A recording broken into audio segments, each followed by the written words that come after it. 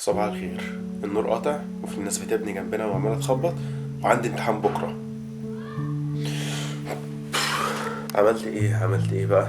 كنت الحمد لله لحقت اشحن اللاب امبارح، حطيته امبارح على الشاحن قبل ما انام، فوصلت الرينج لايت في البتاع ده في اللاب. عشان ايه؟ عشان اعرف يكون في نور كده اصلا وكده وبس.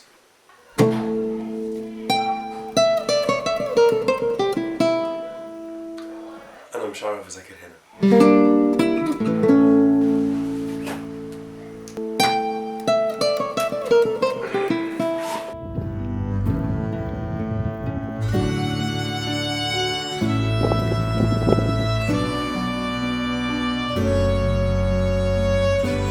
هو بصراحة في معظم الوقت أصلا بيكون أحسن إن الكهرباء تقطع، بالذات لما يكون ورايا مذاكرة.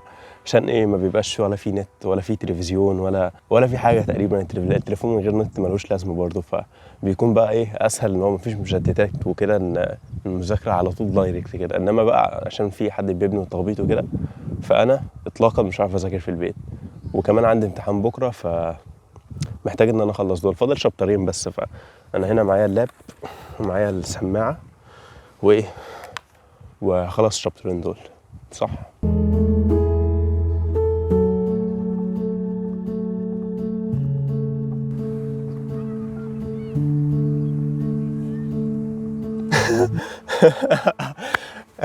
الدنيا بتمطر.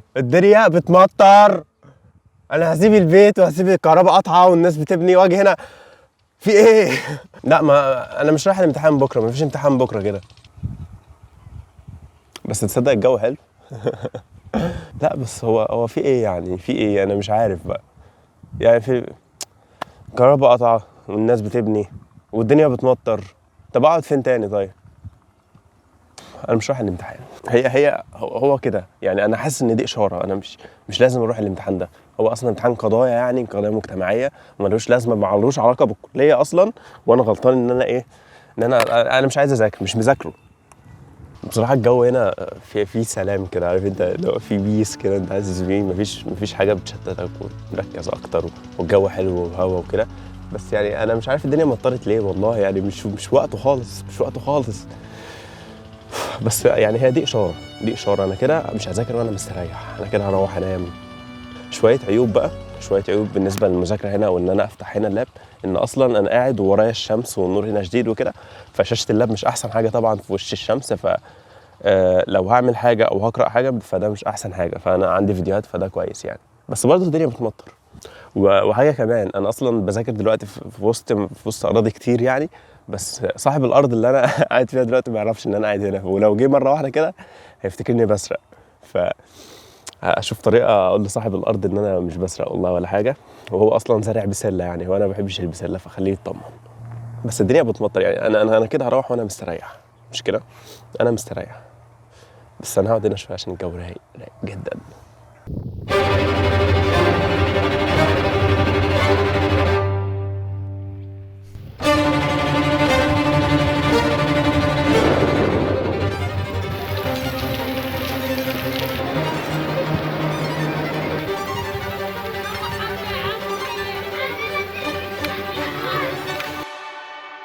مش صدفة غريبة شوية ان كل ده يحصل في يوم واحد كده مرة واحدة؟ المهم ان انا خلاص خلصت الشابتر الاول وداخل على التاني. هو اصلا سهل، ياخد بتاع 10 دقايق هو كمان، والحمد لله اكون خلصت كل حاجة. وبس شوية كده وهنزل الجيم، وتقريبا هيبقى اليوم خلص، عشان النهارده اليوم اصلا عمره ما يوم عدى بسرعة كده. بالنسبة للكلية، بالنسبة لي كترم اول فهو كان سهل جدا بصراحة. يعني انا مش عارف باقي الكليات كانت كده فعلا ولا لا. هو اصلا انا شغال على فيديو دلوقتي بنتكلم فيه عن الترم الاول في الكليه، وازاي عدى عليا، وتجربتي بقى كشخص طالع من ثانويه عامه كده داخل في كليه. فلسه الفيديو ده ان شاء الله بعمله وهرفعه بعد كده.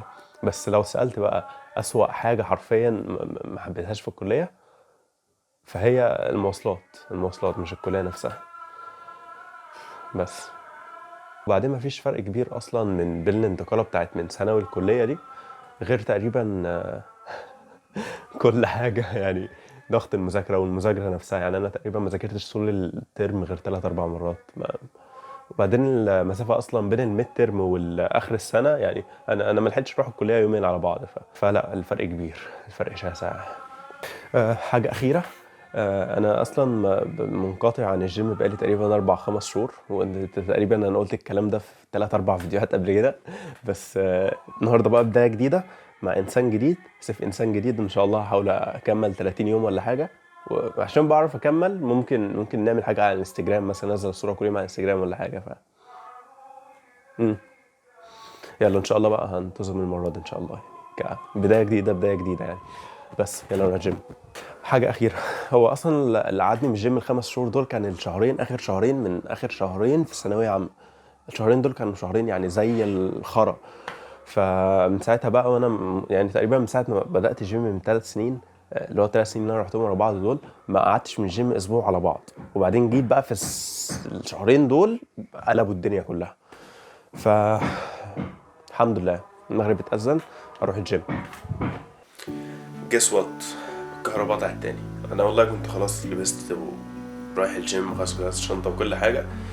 بس شكلنا كده بقى هنبدا جامد قوي قوي من بكره، بكره ان شاء الله. يعني هو خلاص كده الكهرباء قطعت والجيم مش هتلاقيه منور ولا حاجه، وكده الجيم هتلاقيه قفل النهارده. فكل الكلام اللي انت سمعته ده نبداه من بكره بقى ان شاء الله. وبس انا كده يعني مفيش اي حاجه تانية تعمل النهارده، فخلص شويه بتاع اللي فاضلين، الشابتر اللي فاضل لي ده، وانام بقى. وايه انا غلطان.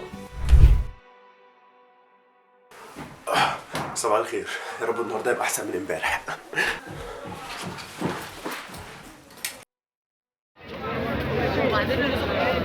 عملت ايه في الامتحان؟ امتحان جامد يتحل. بص بقول لك ايه، انا كده بقى هو مفيش اصعب من الوقت اللي احنا استنيناه عقبال ما خرجنا في نص الوقت. ايوه فعلا انا كنت هنام. والله انا كنت بنام. ده في ناس نامت اصلا والله لا انا كسلت. انا بص، انا كان في كام سؤال كده وقفوا معايا بس اتحلت ان شاء الله. معاك؟ لا هو انا غشيتهم.